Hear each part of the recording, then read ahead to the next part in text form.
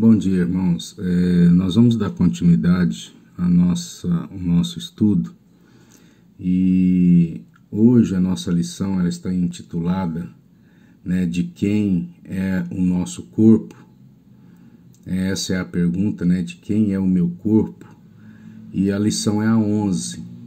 Na lição 10 anteriormente, o Renato até fez alguns comentários a respeito do que nós vamos estar falando hoje, e a lição dele foi a questão de nos relatar o antes e o depois, e a gente observa que todos nós tivemos um antes e um depois na questão da nossa relação com o Senhor, e então nós vamos estar tratando um pouquinho disso. A palavra de Deus, no capítulo 6 de Coríntios, do versículo 12 até o 20, ele vem tratando então dessas questões da impureza, da impureza sexual. E os coríntios estavam passando por um momento equivocado. Achavam que as coisas que eram lícitas, lá fora, antes de conhecer ao Senhor, também eram lícitas na casa do Senhor.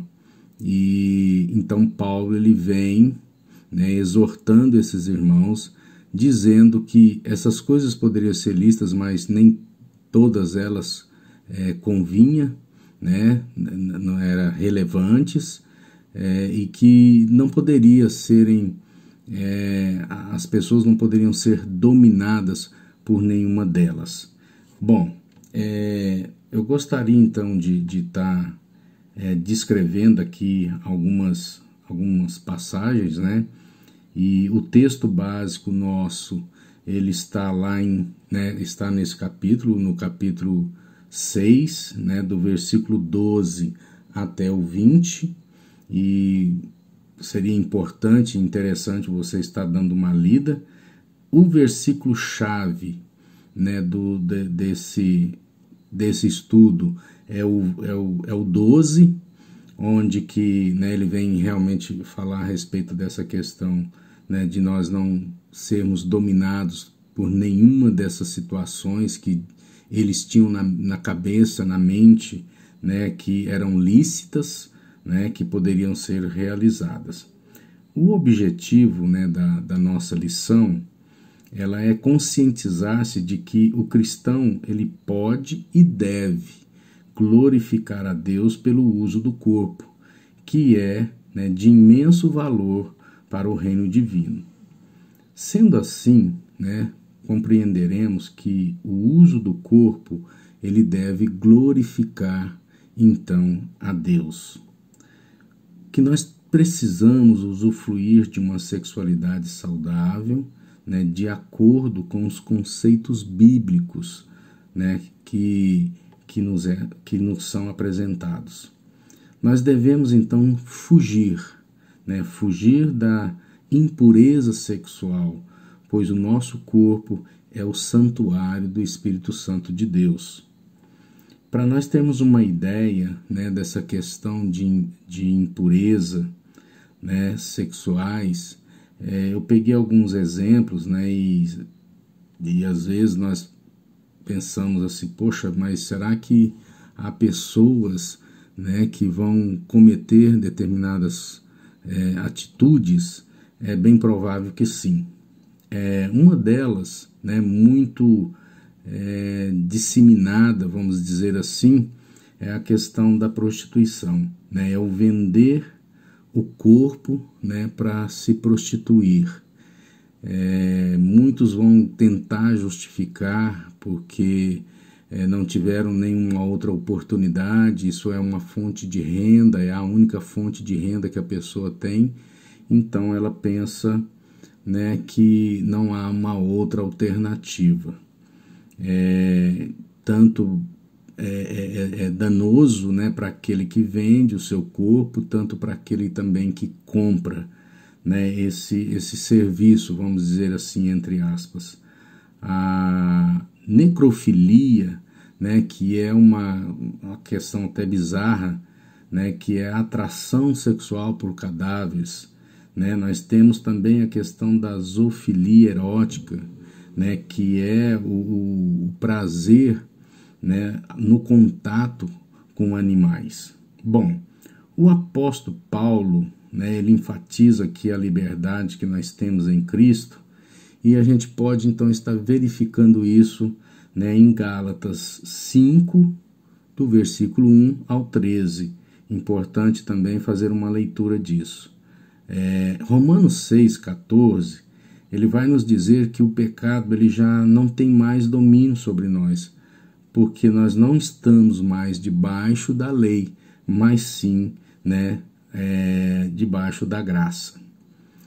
O apóstolo Paulo, ele já havia ensinado isso aos coríntios, mas eles tinham pervertido a verdade, né, para justificar os atos praticados, né, naquele tempo, naquele momento.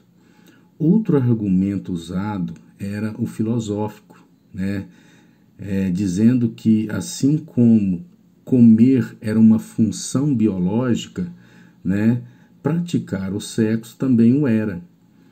Bom, aí cabe uma pergunta, será que não é assim nos dias de hoje?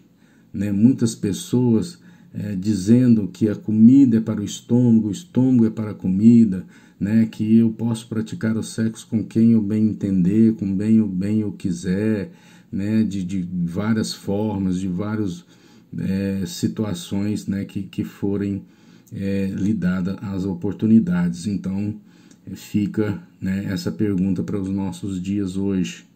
Né, com certeza, são muitos, né, os que estão embrenhados, né, nesse caminho.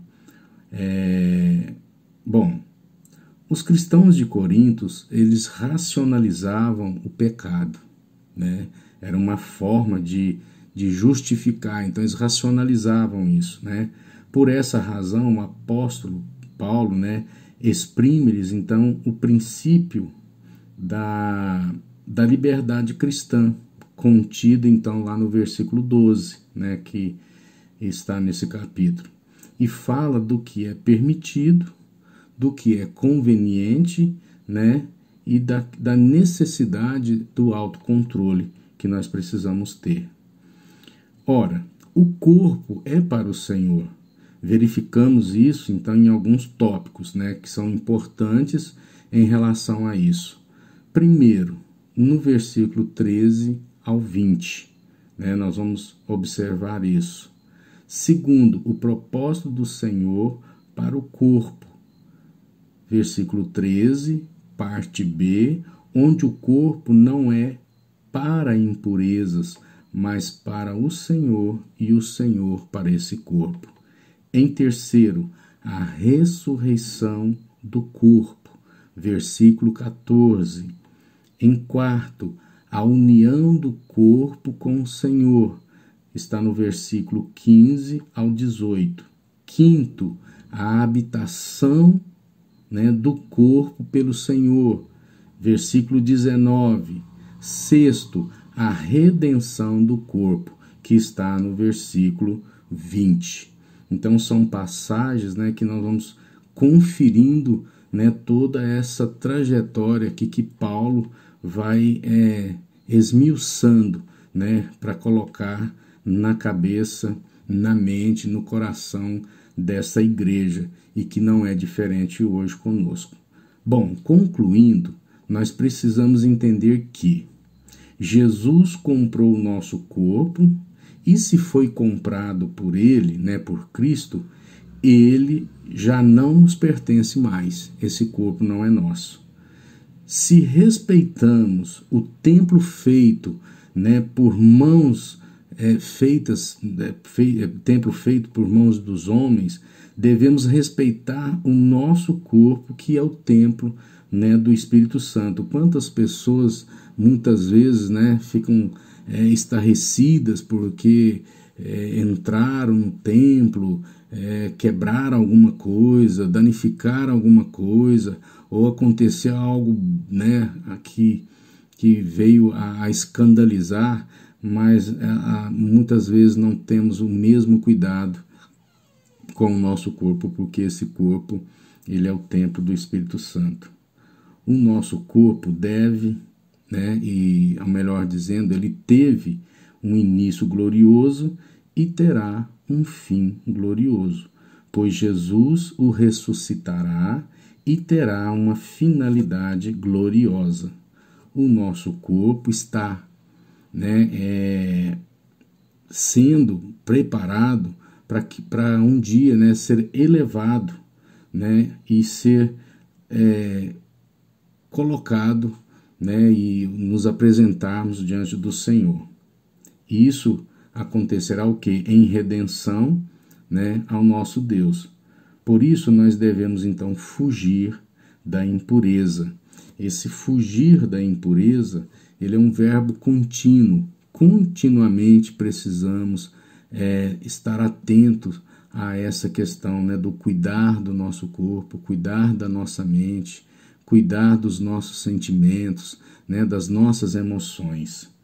Bom, que isso aí, né, são os conselhos, né, do apóstolo Paulo e que serve, né, para nós nos nossos dias, assim como também serviu certamente para essa igreja que estava passando por esses problemas, né? Quando nós olhamos para a igreja de Coríntios, são vários problemas, né, ali, e Paulo administrando, né, esses conflitos.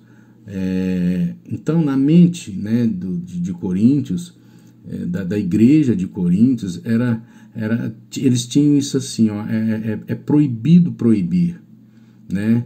Então, mais uma vez, como a gente está dizendo, Paulo ele vem, né, trazendo questões, né, de disciplinar mesmo, procurando salvar de fato e de verdade, né, e trazer à mente deles o encontro que tiveram com Cristo.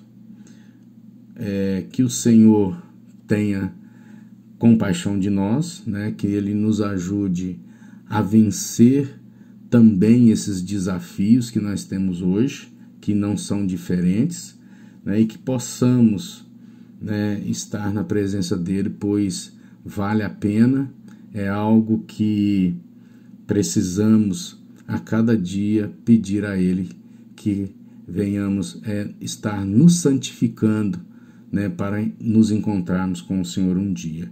Que Deus esteja nos abençoando, que Deus esteja abençoando a sua vida, a sua família, a sua casa, que esta palavra ela venha entrar nos nossos corações e ver o quanto é importante nós estarmos cuidando do templo maior, que é o nosso corpo, que é a habitação do nosso Deus. Amém?